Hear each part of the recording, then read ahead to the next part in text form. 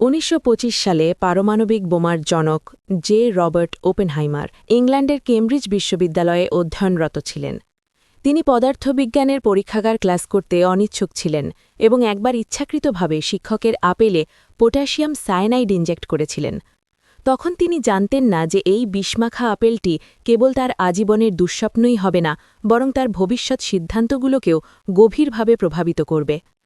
পদার্থবিজ্ঞানের পরীক্ষায় তিনি সবসময় ভালো করতে পারতেন না। নিলস বোর চাইতেন না যে এমন মেধাবী ছাত্র হারিয়ে যাক, তাই তিনি ওপেনহাইমারকে জার্মানির গটিঙ্গেন বিশ্ববিদ্যালয়ে গিয়ে ম্যাক্স বর্নের কাছে কোয়ান্টাম মেকানিক্স শেখার পরামর্শ দেন এবং প্রতিশ্রুতি দেন যে তিনি একটি সুপারিশপত্র লিখে দেবেন। ওপেনহাইমার এই পরামর্শ মেনে নেন। জার্মানিতে যাওয়ার পথে নেদারল্যান্ডসে তিনি ইসিডর আইজ্যাক ল্যাবির সঙ্গে পরিচিত হন, যিনি নিউক্লিয়ার ম্যাগনেটিক রেজোন্যান্সের প্রতিকৃত। র্যাবির মাধ্যমে ওপেনহাইমার পরিচিত হন ভার্নার হাইজেনবার্গের সঙ্গে, একজন পদার্থবিজ্ঞানী যিনি প্রায় মানবজাতিকে ধ্বংসের দ্বারপ্রান্তে নিয়ে যেতে বসেছিলেন। আর গাইজ, এটা আমি বড় করে বানিয়েছি, যেটা ইউটিউবে ছাড়ছি। আর তুমি যদি পুরোটা দেখো তাহলে তুমিও কষ্ট পাবে।